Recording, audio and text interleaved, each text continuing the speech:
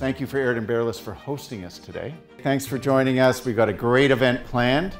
So Claude Germain is a founder and managing partner of Rouge River Capital Holdings. He is a business owner using his own capital to acquire controlling interests in mid-market companies and controls a diversified portfolio of strong operating businesses, generating over $500 million in revenues. Claude has extensive governance experience in both private and public firms and non-profit organizations. He serves on the boards of Triton International, which is a public company, the Canada Post Corporation, SCI Group, Fleet Complete, as well as a number of other private firms controlled by Rouge River. Mr. Germain, Claude, started his career as a management consultant for Boston Consulting Group. I thought you also spent time on oil rigs. Before the BCG days. He's a man of all trades, this man. And he's the best dresser here, by the way. Sitting beside Claude, we have Doug Putnam. He's been the founder and the force of Putnam Investments. That's a family holding company. Doug's passion and transformative thinking shapes his approach to revitalizing businesses in a variety of sectors, including retail, manufacturing, and hospitality.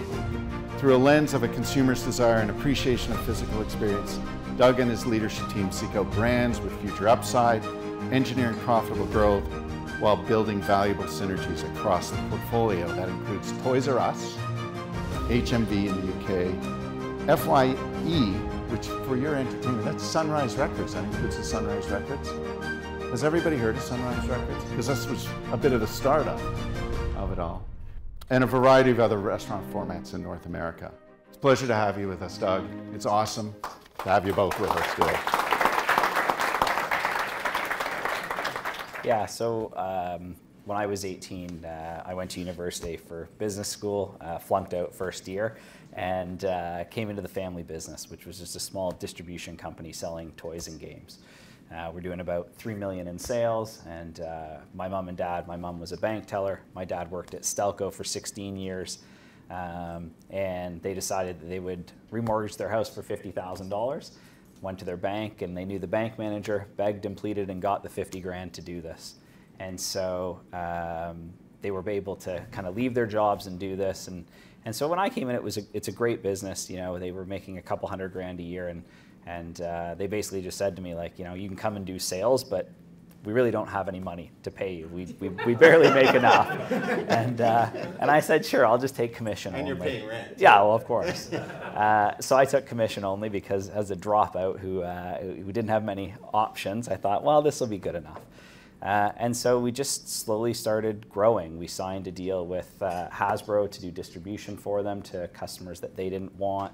And slowly but surely, we started adding more and more business. Our big hit was we ended up having Pokemon through the era that it was really hot, and we made a bit of money there. And honestly, we took that money and bought a building and said, you know, we want to rent one unit and then to ourselves, and then we'll rent 4 others to everyone else. And this would be a great way if, you know, the businesses ever failed, we would have this here as a nest egg. And so then, you know, my first acquisition was Sunrise Records, which was a failing record chain, which kind of makes sense. And the owner was in his 80s, and he just wanted to get out. And so I bought the 5 stores, and you know, we turned those around, and that led to buying HMV when it left Canada, which then turned into buying HMV in the UK, FYE, and then, you know, it's kind of like anything else. Once you start making some money in one, you can use that money to buy another. Now you have 2 things making you money, you can go buy a third, and eventually you have a whole bunch of things making a whole bunch of money that you can kind of buy whatever you look at, you know? So that's, in a nutshell, kind of where I've been. My parents are in their 70s, retired, don't do a whole lot. I always joke and say my dad is a seagull. He flies in, shits on everything, and flies away. So that's, you know, he's still my best friend, but yeah, it's definitely, we have some amazing family dinners, definitely some heated discussions. Well, your mom was the accountant as well when I remember meeting you. My mom is the 100% no to everything. It doesn't matter what it is. Mom, this person's going to give you $1 million. No, there's something wrong. No matter what it is, there's something wrong with it. So I think my mom helps my dad and I to kind of, you know, just not go and do everything. That's great. So Claude, your story is a little different, and one that's admired a lot because you started in the corporate world more, and then you sort of flipped and became the entrepreneur. I actually wanted to say what he said, because in a lot of ways, though I did do that, there's so many parallels to your story. I love that you flunked out when you were 18. In some ways, for a lot of us who are entrepreneurs here, you're just fundamentally unemployable, right? And so that really limits, ultimately what you're going to end up doing. When I was young, hanging out with my family and friends, it seemed that whoever was the happiest people I knew, doing the coolest things, driving the nicest cars, having the most fun, were people that could control their time. And I said to myself, look, that is the career path I eventually have to chase up, to set up a situation where I can own a business. The problem is, no money, no reputation, zero credibility. You got to start somewhere. And to make a long story short, I did. I had corporate jobs which became bigger and bigger. But I suppose there are a couple of pivotal moments. One is just keeping the eye on the prize and betting on yourself. Like, I knew I wanted to be a business owner. I just had to save enough money to do it. So when we started, my wife and I, we started buying operating real estate, almost like forced savings. So we bought hotels and we bought just income generating properties. And luckily in 2007, we sold them all. And now by then, I'd been CEO of some larger companies. I had a reputation and I had money. But everything was expensive. And it's really daunting to pick up. Not that we knew it was the top of the cycle, but it just felt that way. Yeah. 2008 hit, boom. And then all of a sudden, things became affordable. It took a while to quit. Like, I actually bought 3 companies before I quit. Like, that is just how weirdly entrepreneurs can be risk averse in a weird kind of way. But I eventually quit. And like you said, once you get one and you make it better, honestly, it takes 3 years or so before you ever, at least in my experience, before you can pull money out of these things. So you got to have a strong balance sheet, back to having money. But once you put the money in and you make it better, then it starts kicking off cash. Then you can do another one, and the snowball begins in a way. So that's kind of how that ended up happening. I'm getting into a lot more details, but at a high level, that's the story. Oh, that's great.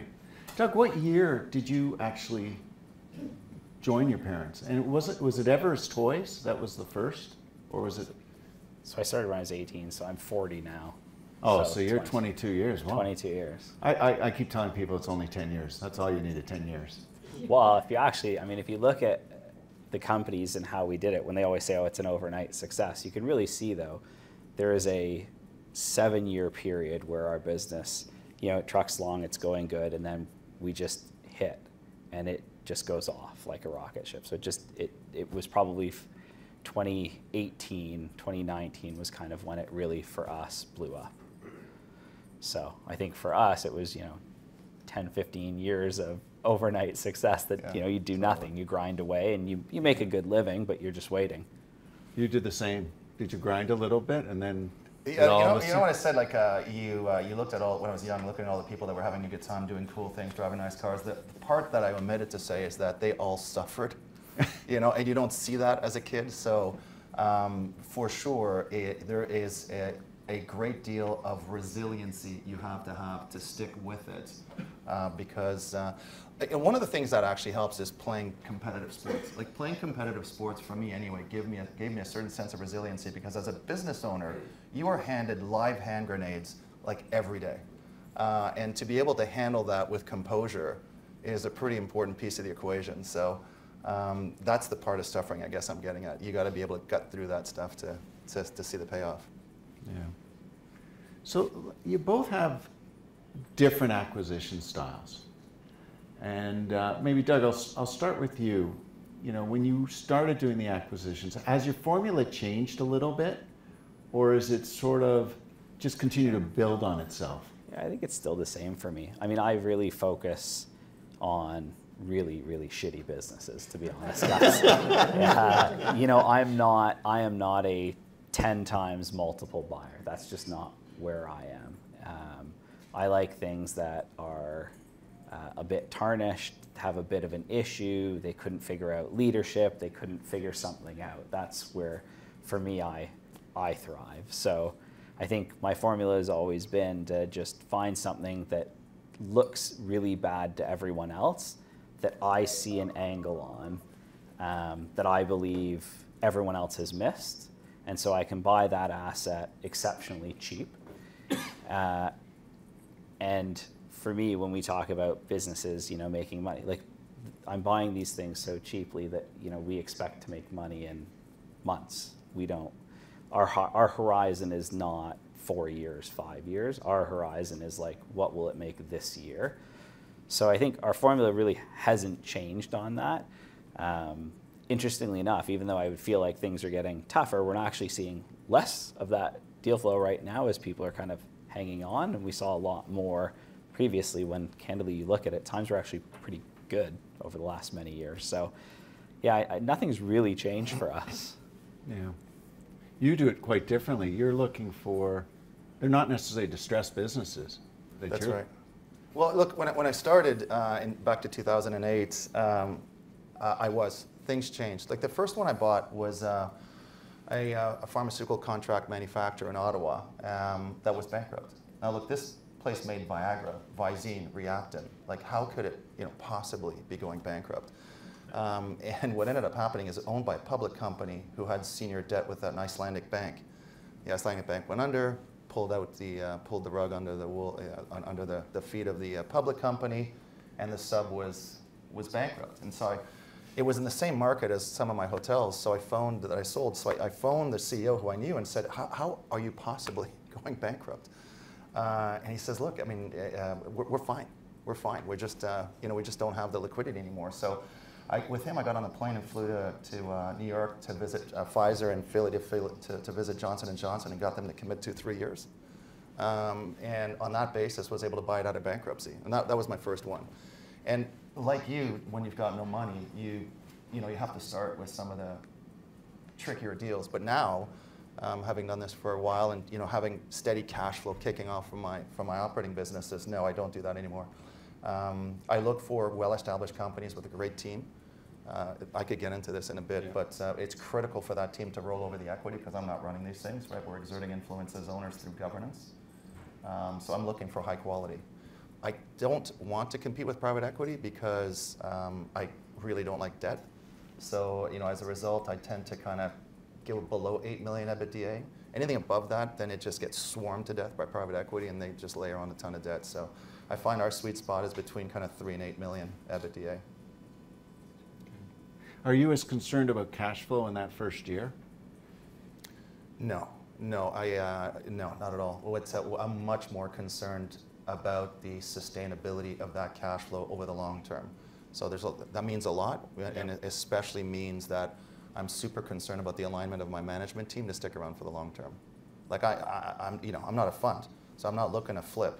Like I plan to own these businesses for 20 years or more. So I don't really care about next year. I care more about what's going to happen over the long term. Okay. And we'd be the opposite. I know, because when you think about your business, I mean, people on the outside, I remember with the HMV deal, right? People on the outside going, okay, what's this Canadian, because it's in the UK, what's this Canadian going to bring to the equation to be able to turn this thing around? And you've obviously done it. But there was a lot of skepticism. There was skepticism about Toys R Us. There was skepticism about Sunrise. What are you buying? A bunch of records? Nobody's buying records anymore. So, yep. Almost everything I buy in general, and my family loves it. We love reading the comments. They always send them to me. People are like, this guy's a fucking idiot. And they always text it to me. So the comments on the articles that get written about what I buy or what I'm doing are fantastic, and it's good to keep me level-headed. But yeah, I mean, it's pretty publicized. HMV, I paid £1 million for it. So that's a business that was doing, in its heyday, £1.5 billion, right? And then when I bought it, it was doing around £300 million. So I'm buying stuff that is huge dollars, but obviously not making money. And so when I'm looking at this, to do £300 million in sales, which today's rate, 7 times, it's about $500 million company for Canadian dollars. I'm really concerned about the cash flow day one. And so when I bought HMV, it wasn't the $1 million that was so important. It's that between when I bought it, which was Feb 1, because a lot of this stuff goes bankrupt in Jan, I need enough runway to get to November. And that's all it's about. Because if you can't get to November, you're absolutely screwed. So I more looked at HMB and said, well, what is our worst case getting to June and to November? And do we have enough money to get it there? And once we get over that hurdle, then we feel good about it. But yeah, we have enough money to get it. So we always joke and say we live Christmas to Christmas, because a lot of the businesses we have are very, very fourth quarter driven. So when you look at that though, like, you know, I don't often share too much because everything that we own is private. On HMV, I'm happy to share a bit more because in the UK, everything you do goes to Companies House, so anyone can pull it up and see. But my $1 million that I put in of my personal money into HMV has returned 9 figures in cash back to me. So when we talk about, so you'll never hear me talk about EBITDA. It's a meaningless word for me. I only talk about cash I can pull out of my businesses. If I can't take the money out of the business and physically have it, to me it didn't make anything. So, you know, like Claude, we don't sell. Everything we have, we've kept, we've never sold, and sometimes we get great offers, but in general, we buy things for the long term. However, when you buy really bad businesses, once in a while you're going to be wrong. You are going to buy something and be wrong, and so that's where our investment philosophy is, what's the back door? What's the trip door for us to get out of this with as minimal amount of pain as possible? And how do we ensure that the community that we work with, which is our landlords, our vendors, how do we ensure they get out with as minimal pain as well? Because if you just buy these things, because you could be Hilco, you know, which would buy, strip the business, bankrupt it, and you screw everyone. You can do that, and Hilco's proven that you can become very rich doing that, but it's just not something that, as a family, we believe in. So when we buy it, it can't simply be, well, worst case, we bankrupt it. That's not really an option that we look at. We've never had to bankrupt it. It doesn't mean something wouldn't happen one day that could possibly be that, but I think having that kind of trap door that you're thinking about your worst case, we're all about worst case. Every day, that's all I think about. And when I'm looking at these businesses, it's like, what is my worst case and how do I prevent that from actually happening? How are you, to both of you, I mean, I get asked this quite often of individuals who are looking to start to do acquisitions, to find that business, whether they're a corporate individual or they're an entrepreneur, really just want to get their feet a little bit more wet. How are you finding these businesses? Doug, you got banks are phoning you now, but in the early days, how are you finding them? And then Claude, I'll go to you too on that. Yeah, so I think if you look at Sunrise was a customer of Everest. And I knew that the gentleman who owned it was in his 80s, and they were just a customer that I got close to. And so as we became closer, he kind of was like, you know, I need to get out of this. And so I think that was an easy one. But honestly, it's just talking to people, and it's little dumb things, but almost everyone I talk to, it doesn't matter what they are. So as an example, I have a cottage and I have a boat. And I went and brought my boat in. The service tech who was servicing it said, oh, you do business? And I said, yeah, I do. And he goes, you know, I'd love to one day own my own marine. And I was like, well, why don't you do it? What's stopping you? He's like, oh, I don't have the money. And I said, okay, I'll give you the money. He's like, what do you mean? I'm like, let's talk about it. Is there a deal to be had here? And so now I own a bunch of Marines. And so what came from that, interestingly enough, is the girl we hired to help him do the Marines, her husband was a chef. And we just happened to go out one night, and he's like, you know, I've always wanted to own my own restaurant. And now I own an awful lot of restaurants. And so, you know, I think just talking to people and finding out what they're wanting to do and letting them know that you're actually okay. Like, if you look at the investments I made, these are such minimal things. The restaurant literally cost me nothing. I mean, that first restaurant I bought was simply buying it and paying the first month's rent on it.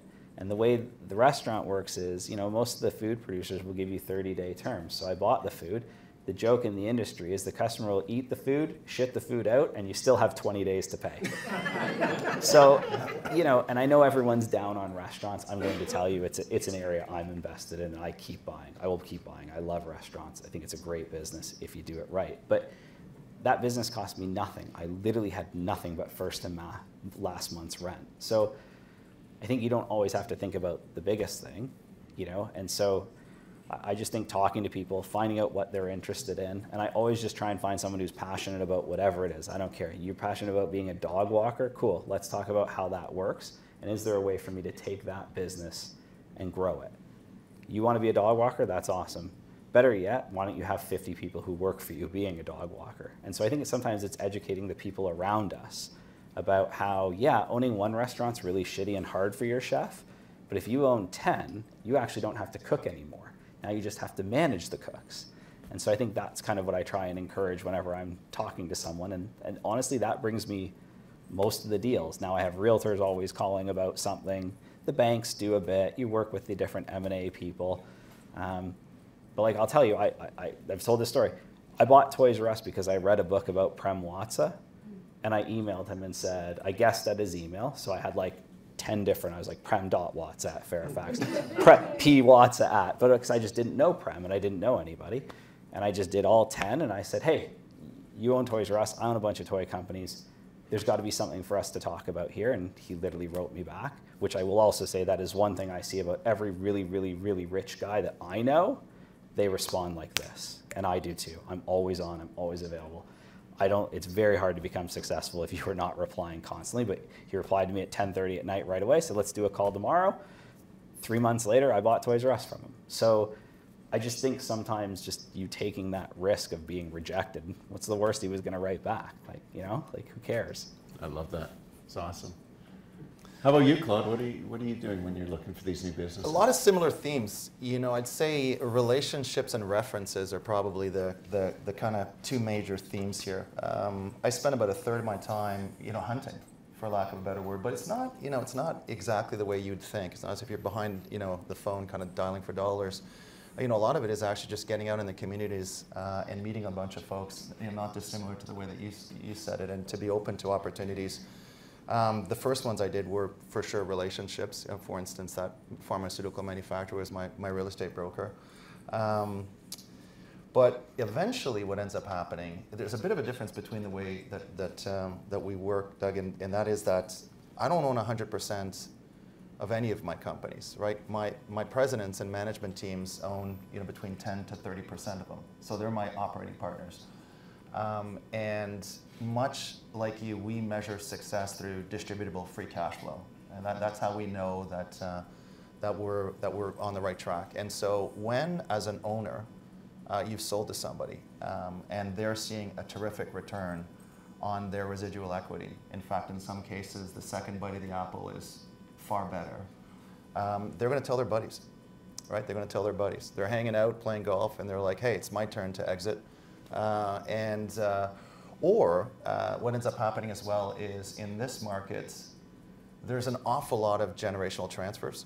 I can't tell you how many times I've been in the middle of a third generation civil war. And it's one of the things that I think one of the things you were going to talk eventually about is, you know, what has not worked. I got to tell you, if you're in the middle of a third generation civil war, eventually both sides start launching their scuds at you. So, you know, you got to figure out a way to be graceful through something like that to make sure that there's a positive outcome. But that's what ends up happening in terms of where you find your deals. It's references from the entrepreneurs and the executives and the teams that you've made successful. And as they exited, they really appreciated the process. They'll tell their friends or other families or other family offices. And then they'll call you. And also, the other thing I'll say is there's not a lot of folks who necessarily do what we do, which is like we're not private equity, right? We are not a financial institution. We're not representing other people's money. Like we're business owners. And so we're talking business owner to business owner. There's an immediate understanding of what, you know, the stress involved of being a business owner is like. And so there's a cultural fit. If it's going to happen, right off the bat, there's a cultural fit. And that's a huge part of the filtering mechanism as to how these things work out. Nowadays, you know, when you get more established, you'll get agents that come your way. Agents, you know, are in the business of creating deal tension. Agents are in the business of kind of getting you to pay more than you're probably comfortable paying. Can't tell you how many times I've come in second with agents. But every now and then, you'll hit it with an agent and it kind of feels good. But it's pretty rare. Honestly, when folks are trying to, you know, bid it up beyond your comfort point, you got to know to walk away. So let me move this in a different direction, because both of you are you're acquiring, and that's primarily your focus. So Claude, if I stay with you, you have a very unique way of managing these businesses without putting your fingers into it in terms of micromanaging, and that's allowed you to buy all these different businesses. Doug, you probably do the same thing, but I've listened to you, Claude, in terms of how you do governance at the board level. And are there any things that you could share with the audience around that in terms of what you believe is very important to ensure that management team is aligned with you, they're delivering on the performance? Great question. Yeah, so the only way that I can realistically drive value here is through governance, right? By chairing these businesses and having great boards. In fact, that's why I spend a third of my time on external boards. You know, it's one way to give back, but it's another way to kind of, you know, be really good at governance. So governance to me is about creating winning conditions for your team, right? It's about ensuring that they have the analytical support, they have the ability to have somebody see the big picture. There was an interesting psychological experiment where it's called, I think, the invisible gorilla, where, you heard that one before? Yeah. Okay, so you guys have heard the... No, I've heard, but maybe you guys have. Okay, so the invisible gorilla is interesting because it's a thought experiment where you're meant to count the number of passes the white basketball team on that screen is doing. And so you're super intently focused on counting. Meanwhile, halfway through, some dude stands up in a gorilla outfit and, you know, waves his arms and then sits back down again. And at the end, it's like, hey, did you see the gorilla? And like most people will go, no, I did not see the gorilla. And it's the invisible gorilla, but I was right there. And that's the kind of thing a board is meant to do, right? Is to anticipate surprises, is to make sure that that invisible gorilla is visible. Yeah, I use that as an example, if only because governance is not about kind of micromanaging, especially for businesses these size. It's about helping the team with strategy. It's about having the right capital structure. It's about putting in place a playbook. I have a well-defined playbook where I want to 3x my equity over 5 years. And it works. I mean, it works. And so, you know, having smart people, and I actually have independent board members sit on most of my boards. I'll pay them money to do so. Having smart people focused on helping an entrepreneur be the best they possibly can be is invaluable. Like another one we do as well is we focus a lot on top grading. Let me give an example. If I think Warren Buffett said this, you've got a good business and you got a bad business and you got one good manager. Where are you going to put the good manager? You know, and 70% of the people say, oh, I'm going to put the good manager in the bad business to fix it. You know, that's not really going to work. The better answer is to put the good manager in the good business, to just turbo drive it and drop the bad business, because often the bad business wins over the good manager. The reason I bring that up is because talent management's the same way. A lot of folks are super focused on, you know, let's say red, yellow, green, super focused on the reds. When I come into a board setting with a new business owner, I'll be like, let's spend 5% of our times on the reds. Like, they got to move out or over. Let's spend 80% of our time on the greens. Let's double down on making them comfortable, happy, motivated, so that they stay here and produce. Let's align their incentives. Let's give them equity, whatever the case may be. I know that we talked about it, but I'm really into giving equity to the management team, even though I know it's going to cost me money in the long term. So these are the things that I think, for me, that's what governance means. Doug, you probably do. You do things easily. You do things totally I mean, look, but you got a whole bunch of companies too. You got to motivate governance. them and align them to perform as well. Yeah, I mean, I don't have a board. I mean, in the UK, I legally have to have a board of directors in the UK, being a Canadian, to get my dividend check tax-free. So you pay the tax there and it doesn't get withheld. And so in that one, I have 2 UK citizens and I am the third. It has to be majority UK. That's the only board meeting I do.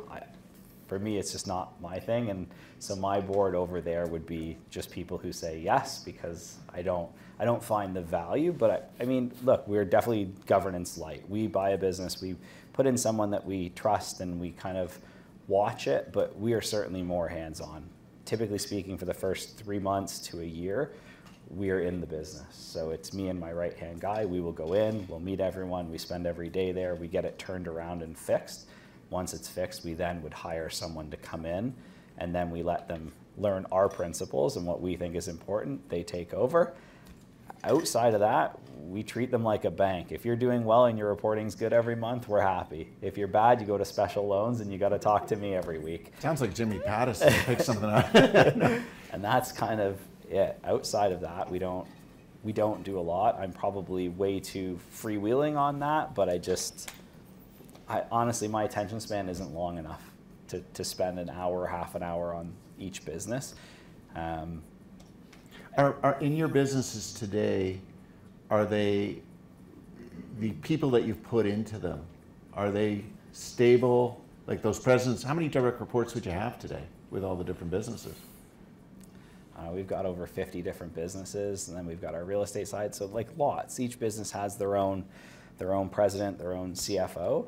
I would say 80% are good, people that I really actually think are great, and 20% are probably honestly, not very good. And so some of them, it's just like, the thing is when you buy these bad businesses, you're just gonna have to, for me, I'm going into a bad business, I am likely firing that whole top layer, like start to finish. I mean, we have a couple toy people in here, but like I don't hide my bad stuff, right? Toys R Us is a business I bought, it was losing a ton of money, we fixed it, we made a lot of money for 2 years. We put someone in charge, we picked the wrong person, fucked up the business again. Now we come back in and now we have to fix it. So there's a lot of that, but we basically, we got rid of almost everyone at the top. So very rarely do we have the same leadership team when we're buying a business. Yeah, and I guess that plays to the type of business you're buying versus the type of business that you're buying. You're looking at the leadership team in there. Absolutely. Yeah, I mean, that fit is critical at the beginning with the leadership team. So, different direction, and then I'm going to open it up here, but both of you, I mean, you do a lot of logistics, Claude. You're on the retail front these days, like retail landscape. I came out of a board meeting this morning.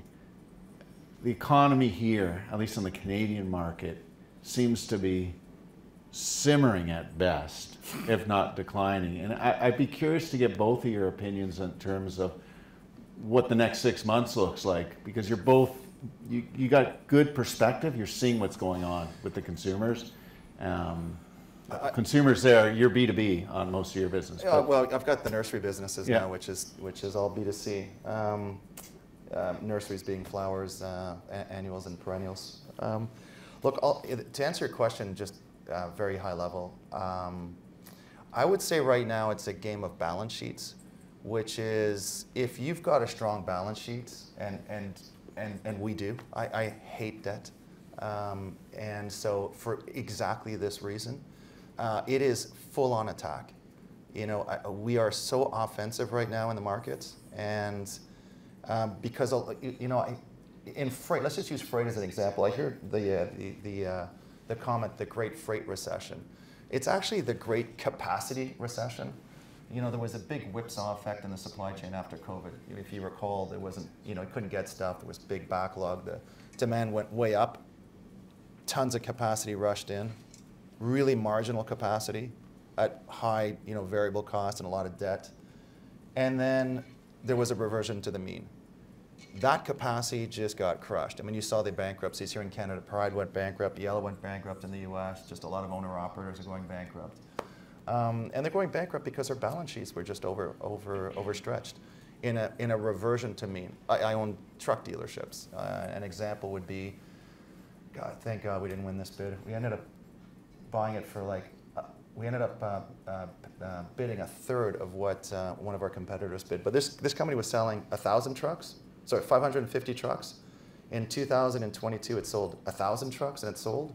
And this year, it's going to sell 290. So it's not that if more people moved into that geography to make it 1,000 trucks. It was just pulling forward tomorrow's demand because of this whipsaw effect. So where I'm going with that is to say it's not a great freight recession. It's a great capacity recession. It's hurting people with bad balance sheets.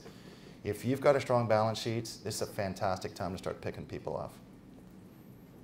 I mean, I think it's going to be tough. I think if you look at Canadian Tire's reported, you can just look at who's publicly traded and who you can actually pull out. It's hard to pull out exactly where Walmart's at, but grocers are obviously doing fantastic right now. You can see that based on their numbers. You can see based on the amount of stores they're opening up. Grocery is on fire. Whether you agree with it or disagree with what they make, it doesn't really matter. They're making a lot of money. You saw Canadian Tire's results were terrible. You saw Indigo's results are terrible. Now they've gone private. You'll lose sight of that, but you will continue to see it be terrible. You had, Bed Bath & Beyond go bankrupt. You had Mastermind go bankrupt. I think the one interesting thing, just because I'm in the toy business, is that when you see companies like Mastermind go bankrupt and you see businesses like Toys R Us be in trouble, I think you should all pause and say, that's scary. It should be scary, because what we used to always say is booze, cigarettes, toys, all recession proof. Parents will always buy for their kid, and most of you are parents in here, and I think you would agree. So when you see the toy industry down 7, 8, 9, 10%, that's a big worry in my mind when I look at the economy as a whole, saying if they're not spending on that, where are you spending? So some of this is kids leave earlier and they're going their iPads, fine, but you're seeing that. So I think when I view the economy, I think it's really, I look at the next from here to Christmas as tough. I personally look at this as a time to be lean, cut where you can.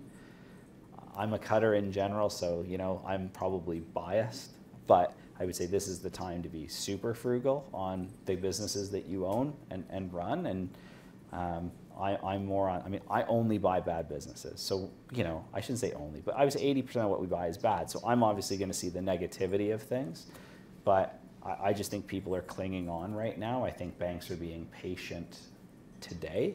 I don't think banks will continue to be patient. So I just view this as it's a good time to be very cautious on what you do. And candidly, I usually buy a business a quarter as a minimum. We have not bought much recently. So we're sitting there on the sidelines saying, until we really understand what's going on, it's probably an okay time to wait on this one. And maybe, Doug, thinking about, because you're one of the few entrepreneurs I'm seeing sort of go outside of Canada, and you're buying businesses outside. Are you seeing anything around the world that's interesting, or is Canada different than the US or Europe today? Yeah, look, I'm down on Canada, I'll be honest. I've never been... By the way, you moved to Florida half the time. I'm just going to say that. I am in Florida half the time. I would say I am slightly negative on Canada. I think, forgetting politics for a minute, I just think ultimately we're going in the wrong direction. And I think other countries are doing a lot better than us. And until we kind of change direction, I think you're gonna see that. What I can say is, regardless of what country you're from, you hate your government. I think that's just literally every first world country right now is complaining about their government. Yeah. So at least that's the one consistent. But we're seeing the US consumer be way more resilient right now. They're continuing to spend. Seeing the same thing in the UK. So I think Canada's in for, we dodged 2008. We didn't really feel quite as much. I'll be interested to see.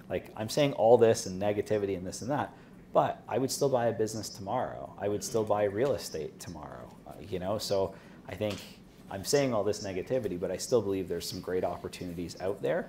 I would just be a lot more cautious on that opportunity, and I would make sure that my back door was really there. Maybe it would be more vendor take back.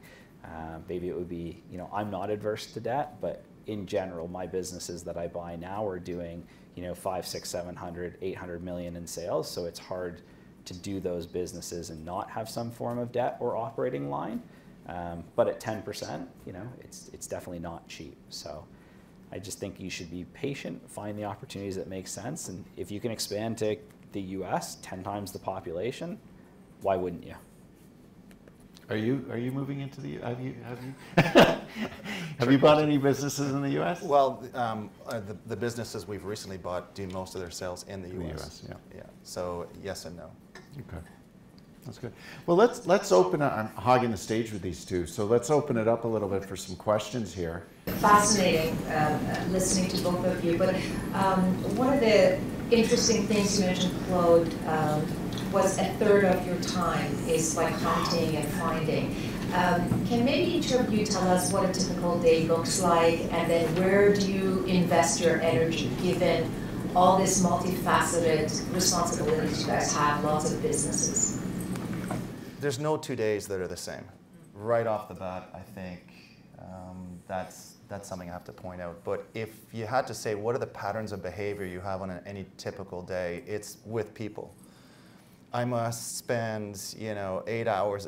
And the other thing I'll say is there's no fixed hours, right? I think for those of you who are business owners, you'll know that you're working all the time. It doesn't even seem like you're working, but you're kind of working all the time. It's always with people, always. It's on the phone, it's on Zoom, it's in person. I way prefer in person. So I typically have people come to my office in Oakville. And that's as a general rule, kind of what it takes, I think, for me to be successful, is to invest time in the relationships with the people that are running my businesses, so that I'm doing the right thing for them to be successful. So, though there's no 2 days the same, the general pattern is always with people. Yeah, I mean, so mine's a little different today because I'm, candidly, I'm back running a business, which in general I try not to do, but when they get tougher, I go in. So, my day is I'm usually up. I'm up at 4:45. I have a trainer that travels with me everywhere. I will say, if you ever have the money, the best thing you can do is hire a trainer who comes with you. I know it sounds like an extravagant thing. It's the best $70,000 I've ever spent in my life. If you ever look back on some of the articles or things on me, what finally did it for me was Report on Business did an article on me, and I was on the cover, and I was 210 pounds, and I looked and I was like, fuck me, like, how did this happen? How the fuck did this happen? And, so, I wake up and I do my hour with my trainer. I then, I have a 5-year-old. I go and see her in the morning for a half an hour. I make her breakfast, kiss her goodbye. I'm in the office by, 7:30-ish. So I'll meet with my team. So my days are pretty regimented and scheduled with just meeting with the people right now in the one business I'm working on. The one thing, no matter where I've been and no matter how much money I was worth when I had nothing to where I have lots now, lunch is like, it's the most important thing for me. At 11:30 to 1:30, I book off every day. I do lunch with my dad every day. He's my best friend. He's my mentor. He's everything. That is what I do. If you ever get a lunch with me, people will joke and say, oh, you're doing lunch with me. Something must be really bad or something special, because it's always with my dad. So we do that 2 hours, and then it's back to meetings. I always make sure I'm home. I don't say always, but most of the time I'm home by 6:30 to put my daughter to bed. And then I've got a little bit of time with my wife. But I mean, look, it sounds like there's some work-life balance, which I don't believe in work-life balance. I just think you just do what works. But every Friday I have date night with my wife. Most important, I have my daughter, I have my family, but I've got to keep my wife happy, because that keeps me happy and it keeps me grounded. And without her, I'd probably be a mess too. So I just think it's really important that as you think of your days, spend your time with those people that actually lift you up, because I'm on the phone with banks or a shitty business or this or that. And it's really it's negativity. Try and make sure you get some time with people who are good for your soul. No, but just reinforce it's funny, because the first time I came to visit you at your office, you walk into Doug's office, I don't know if you still have this, but there was his dad and your mom. Yep. It's a big room like this. Yep. And you're with the family right off the bat. And I've never had my own office in any business, anywhere I go. If you look at my UK office, it's shared with a president there. If you look at my Florida office, I share my office with, I've never had my own office my whole life. Now he's got his 5-year-old in the office as well. Thanks very much. Fantastic discussion, and really glad you're here with us today. This question is more in the context of, we make a lot of strategic acquisitions, and really picked up on your comments about entrepreneurs being unemployable. How would you manage that context, the context of bringing in founders with their businesses, managing through an earnout period, managing that conflict between having a leadership team come into a business and having founders, which often have a very different view of how to manage a business? A lot of this is coaching, right? So there's a whole piece beforehand about qualifying a potential acquisition, which is to make sure you can work with the people, right? When you're kind of going through the due diligence of a company, you learn a lot about the people that you'll eventually work with. And I have to tell you that I've seen so many deals blow up. I mean, I wish I could tell you this was like a straight line. It is like all sorts of crazy zigzags when you build build what we've built. And part of it is just blow up after blow up in due diligence because you know you're not going to be able to work with this team or this individual. But assuming that you build a relationship through the due diligence that, and you're hopeful together that you can be married, then it's coaching. A lot of this is coaching. And, one of the hallmarks of what you're looking for is this individual a lifelong learner? Is this individual or their team, are they lifelong learners? Are they willing to adapt? Back to what you said about cash flow. I mean, one of the first things you end up working with the new owners is stop looking at your P&L. Let's take a look at your cash flow statement first, your balance sheet second, and then we'll talk about the P&L. And just as an example of the kind of things that you want their mindset to shift. But if they're adaptable and lifelong learners, and you yourself have a proclivity to coaching, then often you can arrive at a reasonable outcome. So long answer, but I definitely sweat that a lot, which is why, Kathy, to your question, you spend so much time with people in your day. And by the way, you're not doing it in the office. Like I'm doing it, I could be at, at the Trout Club. I could be, in Muskoka. It doesn't matter. Usually I love to do it with events because you get to know people, and when they're relaxed, you can kind of form a different behavioral pattern. But that is absolutely kind of the essence of what you have to do. I do a lot less of it, right? I don't often buy from founders, and so I don't have that. But what I will say of the people who run my company is, one, we have an absolute no asshole rule. So everyone who runs a company of mine, I actually really like them as human beings. And I think that's a really important thing for me. It's got to be people that I want to go out for dinner with. I want to go and fly with them somewhere. I want to spend time with them. And even if they're a high performer and their business is great, if I don't genuinely like them, we move on. So I think for me, it's actually just simply being like, I really like spending time with you.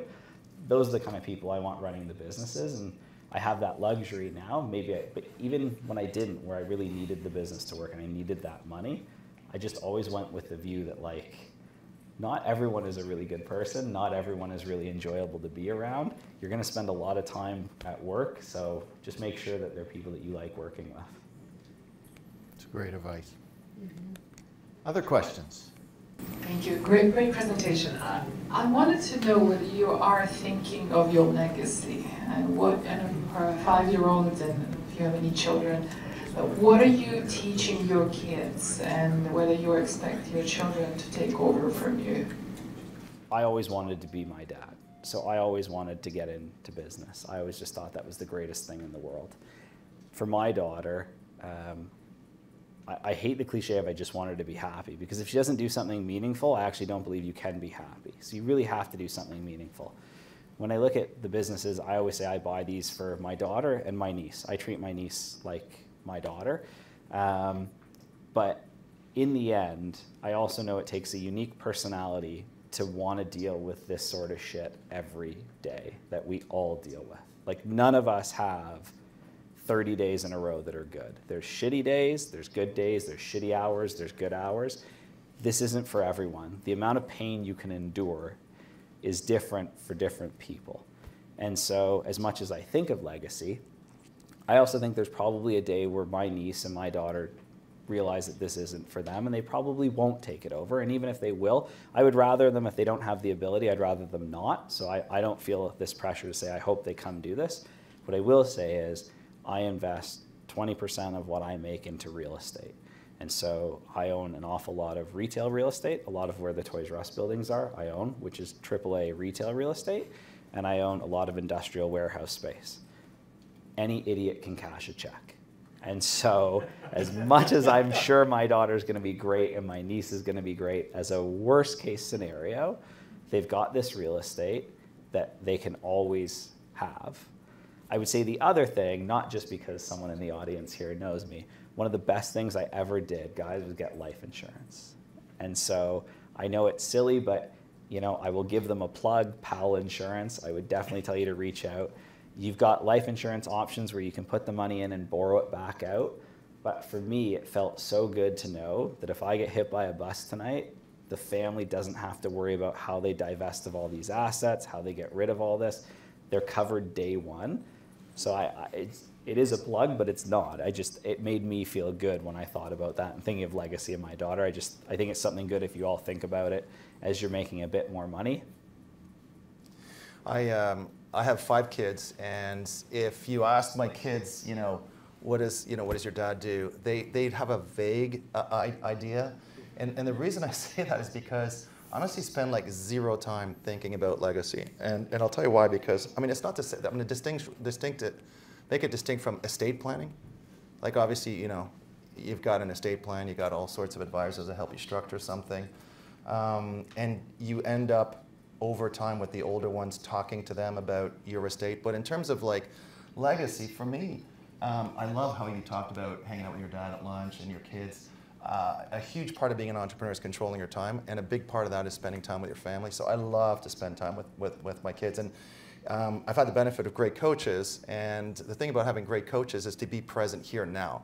There's a great book out there called The Good Psychopath. I don't know if you guys have read it or not, but the idea behind The Good Psychopath, which is a lot of CEOs kind of have these personality traits, is compartmentalization, right? Compartmentalization, that you can go into a room and cut costs and fire people, and go in another room and hire somebody and have a great vision of the future together. It's the same thing a little bit with the kids. Is for me, my obsession is to be there right now with them in that moment, and I've trained and trained and trained to try to do that and blot out all the noise. And that, I hope, would be, if I had to think through a legacy, they'd be, hey, my dad was there for me. But like, do I think about kind of outside of the estate plan? Not really. And nor, by the way, do I really think much about my 5-year plan or 10-year. I have no plan, like 0.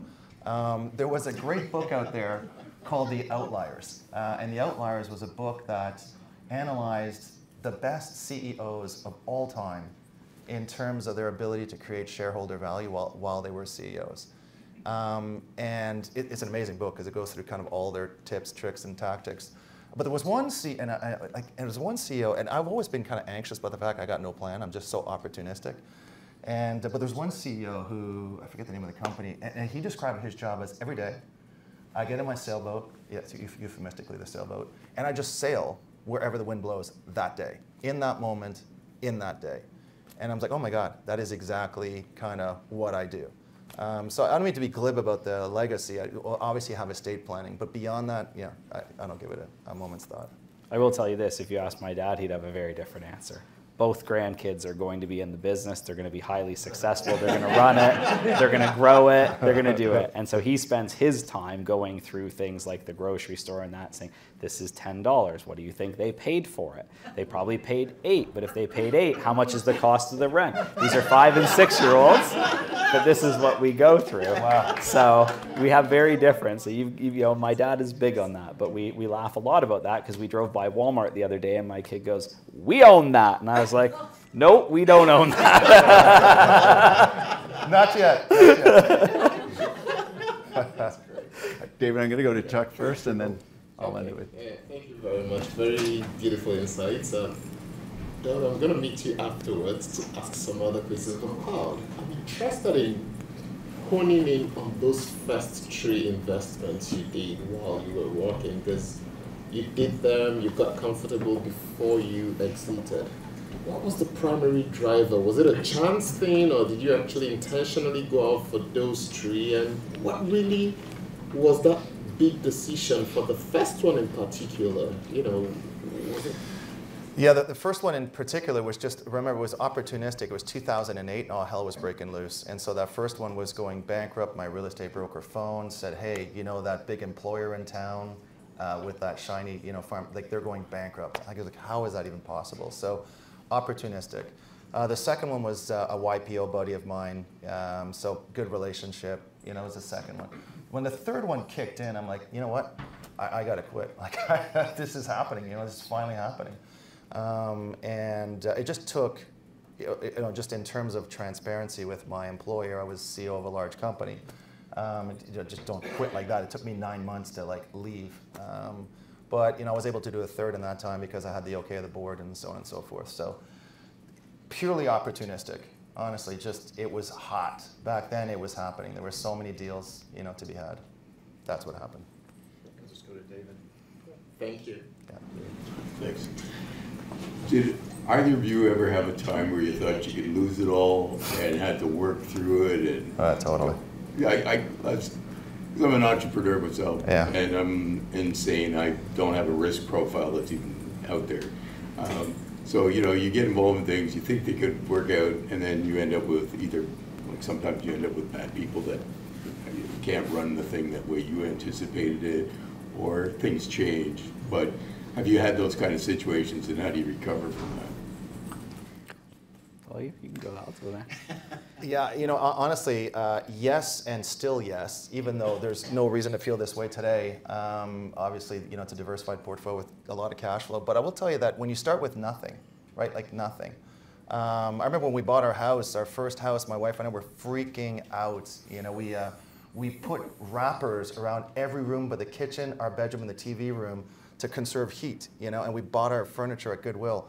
Like, we just had nothing. And when you start with nothing, you have this scarcity mentality or this imposter syndrome, and you're always worried that a bad turn of the dice might just, you know, lose it. So as a result, none of my companies are cross-collateralized. I hold them all in separate holdcos. That's why I've got like freaking 30 holdcos. You know, it's complex, but I can sleep at night. But I still, at the back of my mind, freak out that might happen.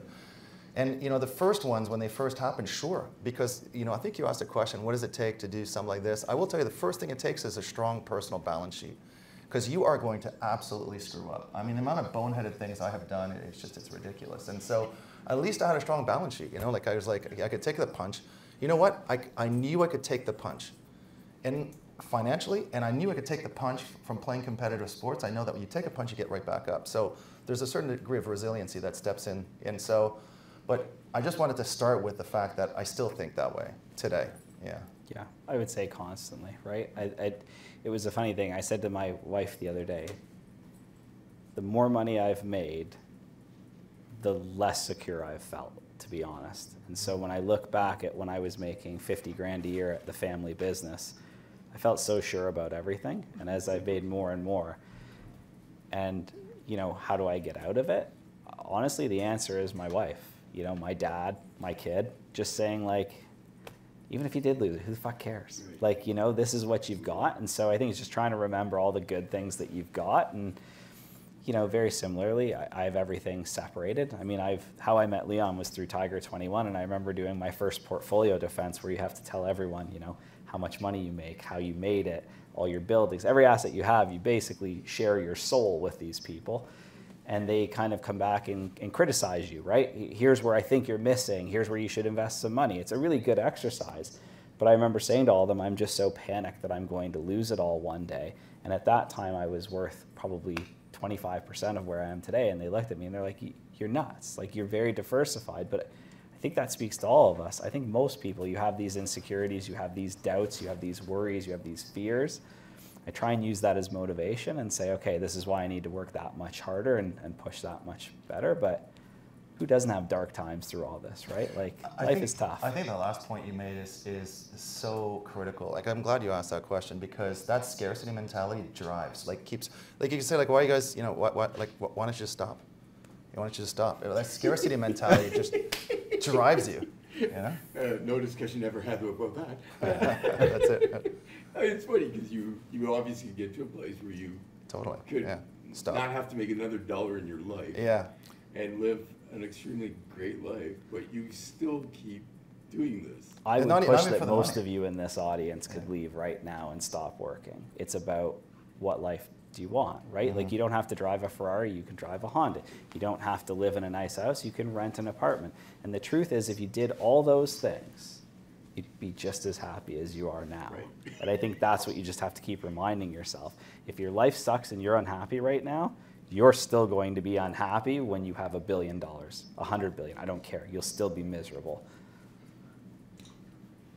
Well, that's a great note to end on. Be happy. Be happy. No, you gotta be happy. By the way, I feel terrible. I missed the most pertinent point about Claude.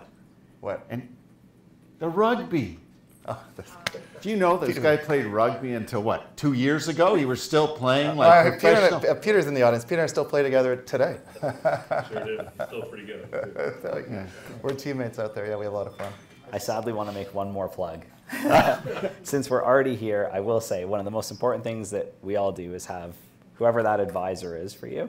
For me, it's my lawyer, and the reason I bring it up is because my lawyer is sitting over here, and I will tell you, this is one of the greatest lawyers I've ever met, greatest human beings, just a great guy. So I think, you know, not just because he's here, but try and find those people who can help you do what you're doing, because without Tony, I would struggle so much on all the deals that I do.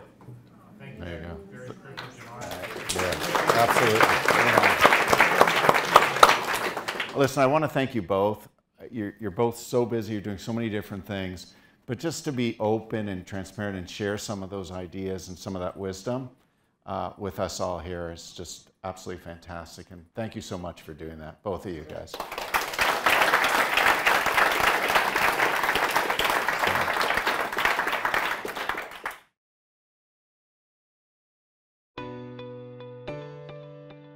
Aird & Burles is a prominent Canadian law firm with a well-established local, national and international practice.